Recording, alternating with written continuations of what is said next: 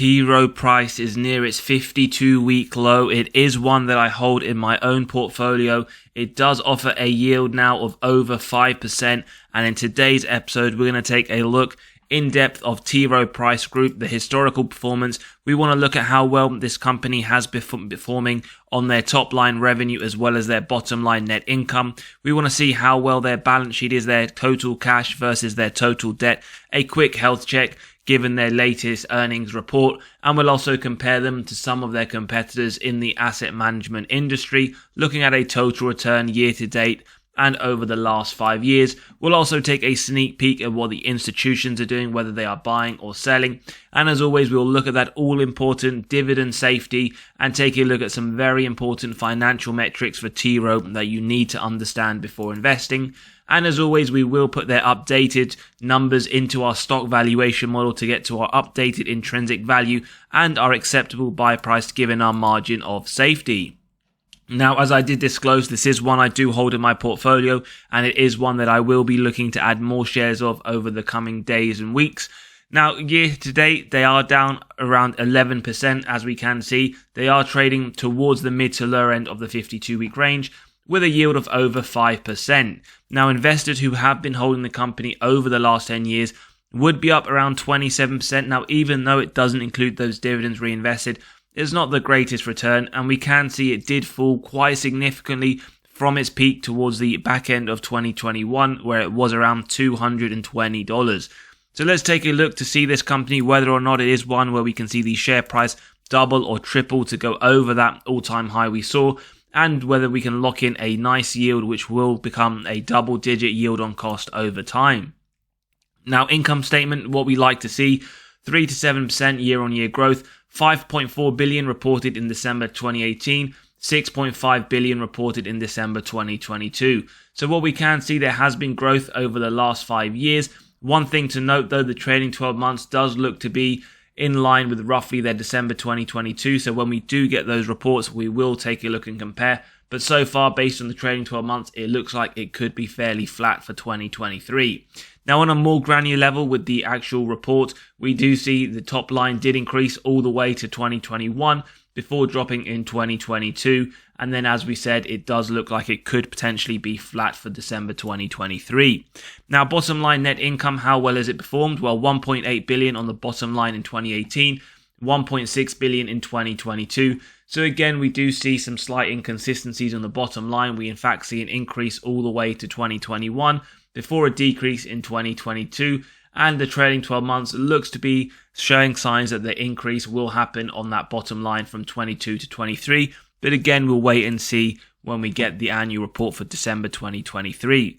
Now, balance sheet, total cash versus total debt. So their cash position has increased from 2018, where it was 1.4 billion. We see the latest quarterly report showing 2.6 billion of cash on that balance sheet. So that has increased by over 1 billion. And when we compare that to their total debt, what we see is it's gone from, in fact, 0 in 2018 to 406 million in their latest report. So they, in fact, hold significant amount more cash than they do total debt. So if they really wanted to, they could pay off all of that debt in any day. So very positive, and we'll mention that when we review the net debt to EBITDA and other metrics in the financial analysis. Now, some companies in a similar industry, we have State Street Corporation, Blue Owl Capital, Northern Trust, and a few others that are well known in the industry. So year to date, total return includes those dividends reinvested. We see that T.Rowe Price has in fact been down 8% with those dividends, and we can see it is in the middle of its peers, and the top performing of the industry has been OWL. Now, when we expand that to the last 5 years, and when you are doing your own research, I would advise you to maximize the number of years that you possibly can. We see that T.Rowe is up around 22%. Now, it's not that great, but again, do note it is in the middle of the peers in the industry. So the industry hasn't had a good track record over the last 5 years, other than the CG that we see here up 117%. Now, one thing I do always mention is that previous performance is never indicative of future, so just bear that in mind, but it is always one great part of analysis we do on the channel. Now, institutional ownership, it is sitting at 76%. We do see institutions selling around 1.6 billion of shares over the last 12 months. However, over the same time period, we see around 3.3 billion So slightly more than double of institutions buying shares than selling. And if we look over the last few quarters, in fact, as we can see, every single quarter, year on year for the last few years, institutions have been buying more shares of T.Rowe Price than they have been selling, green depicting inflows, red depicting outflows. So that is one thing to note. Institutions do like the stock, but again, as always, we never copy what institutions do. It is just part of our own due diligence and analysis. Now, before we jump into the dividend safety metrics and financial metrics, we can briefly look at their latest earnings report. So for September 2023, EPS USD 177, they did come in significantly higher, 22% positive surprise. And on the top line, they did beat by around 200 million. So again, a 1.21% surprise. And if we look at the previous quarter in July, we can see they had a positive surprise on both earnings per share and revenue. Now, what I very like to do very quickly is compare Q3 2023 versus Q3 2022. So when we do that comparison, we see the top line for the quarter up 5%, bottom line up 18%, diluted earnings per share up 19%, and both margin and operating income also up. So very positive when you compare Q3 23 versus Q3 22. Now, looking at their dividend safety score, it is coming at 80, making it safe, which is nice to see when you are locking in a yield of just over 5%. Market cap 22 billion, so it is a large cap company. And when we look at some key recessionary metrics, well, they increased their dividend during the 07-09 recession, had around negative 24% recession sales, which was the average growth of companies in the S&P 500, but they did underperform the S&P with a negative 63% return versus the S&P's negative 55%. Now, this year, February, they did have a fairly mediocre increase below the 4% I always advocate on the channel just to keep up in line with inflation. But if you look at the historical average increases, we do see the last 5 years double digits, as well as the last 20 years 14%. So that is positive to see, but do bear in mind last year it was fairly mediocre. Now, they are a dividend aristocrat. They have been paying increasing dividends for the last 25 years or more. And when we look at dividend yield theory, well, it states a company is undervalued when the current yield sits above the 5-year average. So we have our first sign of undervaluation. But for viewers that are new to the channel, do bear in mind we don't look at any of these models in isolation, and we'll draw conclusions towards the end. Forward PE roughly in line with the 5-year average, and when we compare the sector PE, we do see it significantly lower at 10.4 versus 14.9. Also, bear in mind, just because it is near the 52-week low, that is never a sign of undervaluation. Similarly, 52-week high is never a sign of overvaluation. Now, personally, what I like to look at is the free cash flow. Earnings data is made available to you to look on screen, but free cash flow as earnings are susceptible to manipulation by management through accounting.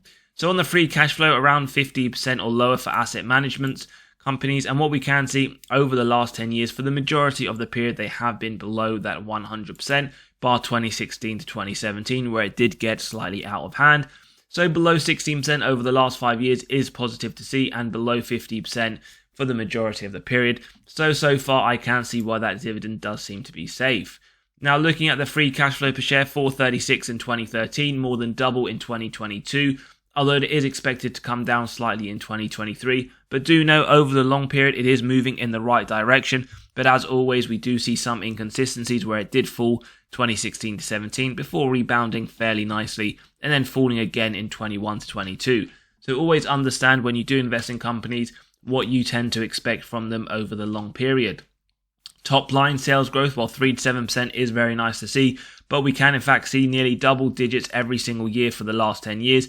And then we see 2022 negative 15%. So not the greatest to see, but with these type of companies, when the market doesn't perform as well, when people are pulling their money out of these type of companies, we would expect the top line and the overall performance of the companies to worsen.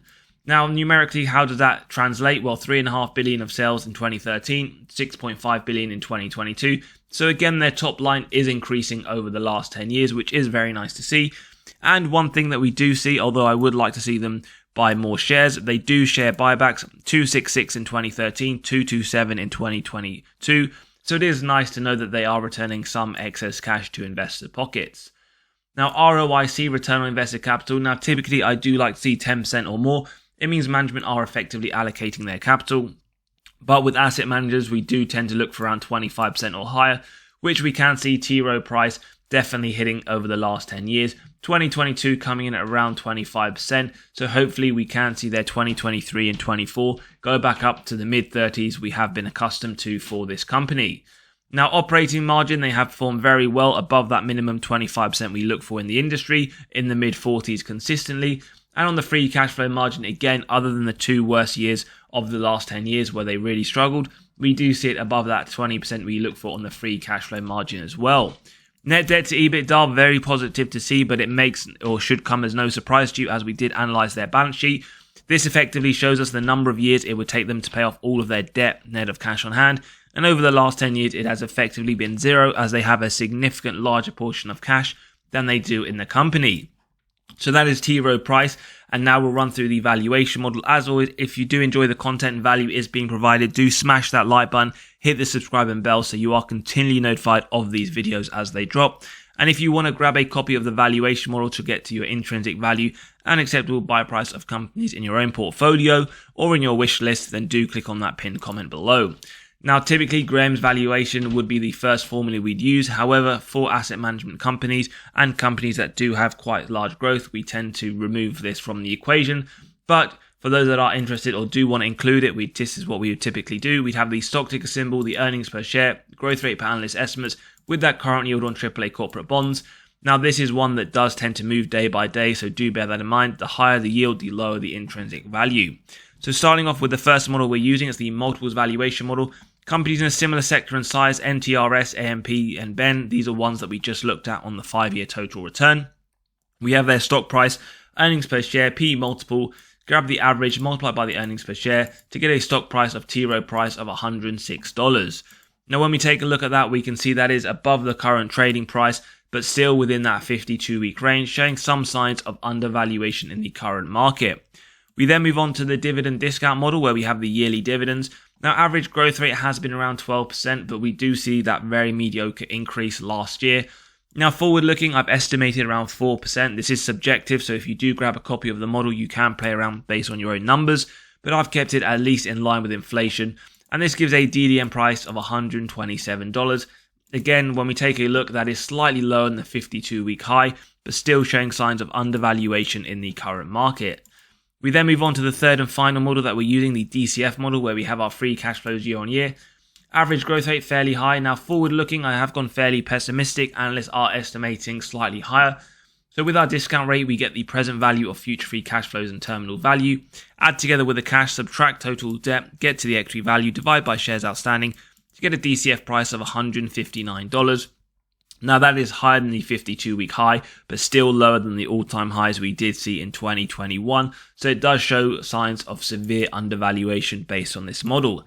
Now, the intrinsic value is just the average of those models that we've just run through. And as always, if you do enjoy the content, value is being provided, do smash that like button, hit the subscribe and bell to be continually notified of these videos as they drop regularly. Now, the intrinsic value coming to $130 with a current price of $97. Margin of safety, as viewers know, we start off with 10% if it meets the 3 criteria: wide moat, strong financial metrics, good forward-looking data. If you believe that for T.Rowe Price, it would be a buy up to $117. At 15% up to $111, at 20% up to $105, and at 25% up to $97, $98, which means right now you are locking, based on our estimates and judgments, a $98 acceptable buy price, which means a margin of safety of 25%. For those looking for slightly higher at 30%, you would be looking at around $91, which is still within that 52-week range.